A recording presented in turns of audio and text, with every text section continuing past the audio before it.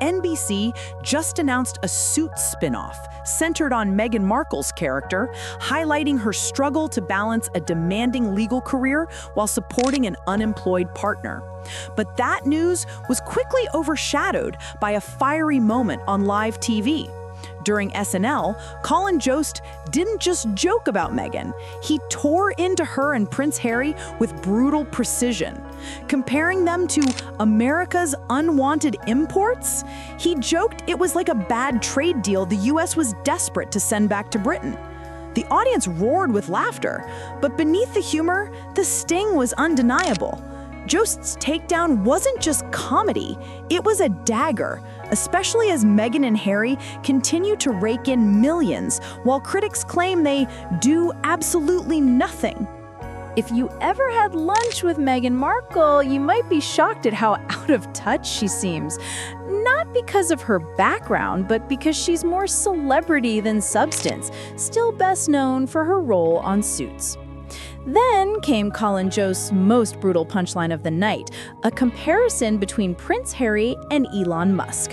With razor-sharp delivery, Colin joked that while Musk wastes time obsessing over rockets, Harry spends his burning down his own legacy. The audience erupted, and the sting of that joke was undeniable.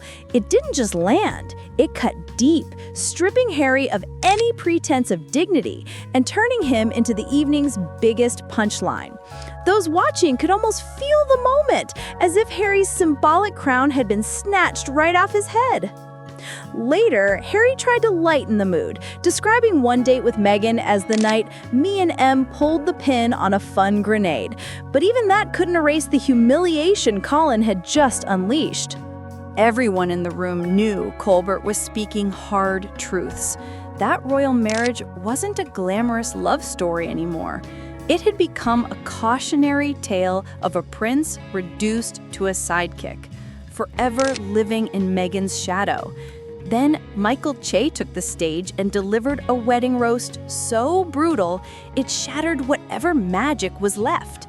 He stripped away the crowns, castles, and fairy tale illusions, leaving only the stark reality.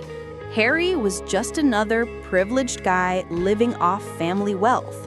The crowd's applause was deafening, not just for the joke, but because everyone knew deep down he was right. Even Meghan wasn't spared. Colbert circled back, ripping into their corny pet names and the awkward M&H branding they'd tried to sell to the world.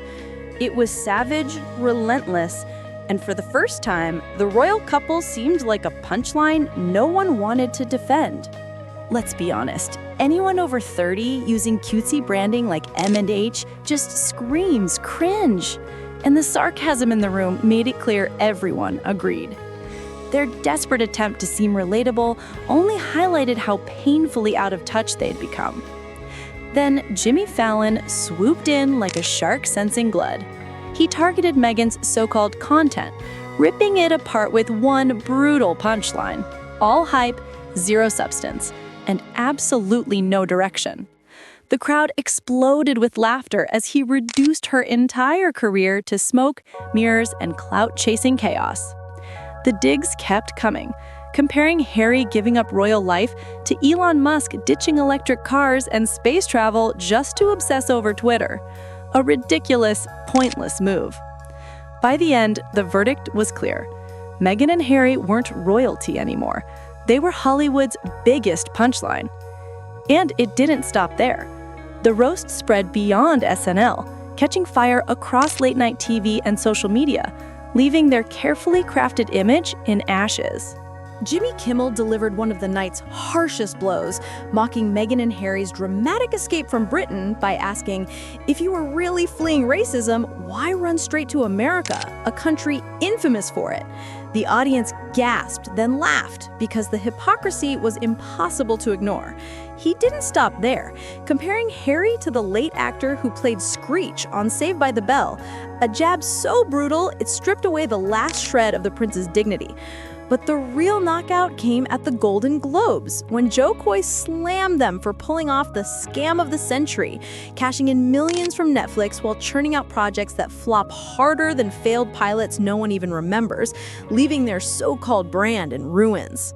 The world suddenly saw through the illusion, all smoke and mirrors, failure disguised as royalty.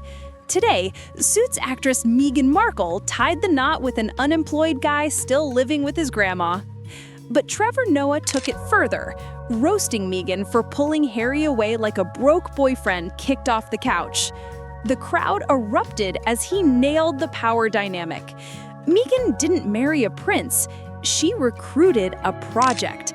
Harry shifted from royal rebel to Meghan's +1. The jab hit hard, leaving Harry visibly shaken. And just when it seemed over, Colbert dropped a brutal line about being a good man, leaving Harry speechless on live TV. He calls her M, she calls him H, and their friends joined in. Just a quirky little thing they adore, though its meaning remains a mystery. But the playful vibe didn't last. The roast spread beyond SNL when Conan O'Brien turned their wax figures into a comedy nightmare. What started as harmless fun spiraled into chaos as Conan mocked Meghan's dainty hands and Harry's soft lips, making even their wax doubles look pathetic. The audience erupted, but beneath the laughter, the truth stung. Meghan and Harry were no longer admired, just props for ridicule. And when Alexandra Daddario revealed how Meghan's drama seeped into her own life, it was the final, cutting blow. Alexandra didn't hold back, admitting Meghan ruins everything she touches with her endless need for attention. This wasn't just gossip, it was a Hollywood insider confirming that Meghan brings pure chaos wherever she goes.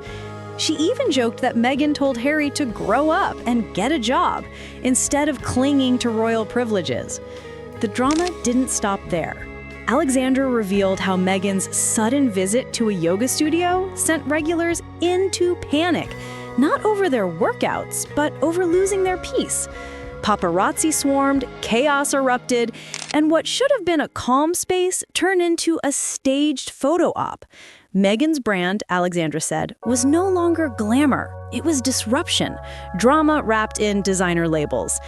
That's when Ricky Gervais jumped in, torching Harry for his arrogance, sealing the brutal takedown. Ricky Gervais tore into Harry, painting him as a billionaire too stingy to buy entertainment tickets while ordinary people hustle to get by. The crowd erupted, laughing at the brutal truth. Harry was just a man born into privilege, still acting like the world owed him. Curious about their wax figures, I tracked down a museum employee storing them, only to discover the comedy world wasn't done roasting. John Mulaney came swinging hard, not just teasing Harry, but obliterating him. His punchline? Mocking Harry for ditching his royal duties and abandoning his elderly grandmother, the Queen. The crowd froze, gasped, then exploded. Mulaney didn't frame Harry as a noble rebel, but as a clueless ginger throwing away centuries of tradition for a fleeting thrill. It wasn't just harsh, it was a roast that left scars.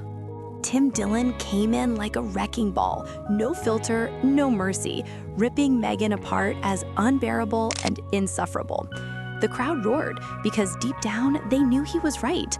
He gutted her Hollywood career, reminding everyone it was built on second-tier cable shows. Not fame, not legacy, just strategy. Meghan wasn't a superstar. She was an actress who climbed her way to power by marrying a prince. His words didn't just sting, they shattered the illusion she'd spent years crafting. Then Brogan jumped in, tearing apart their Netflix documentary, admitting he started with an open mind but finished despising them even more, calling it a self-indulgent circus that proved every criticism true.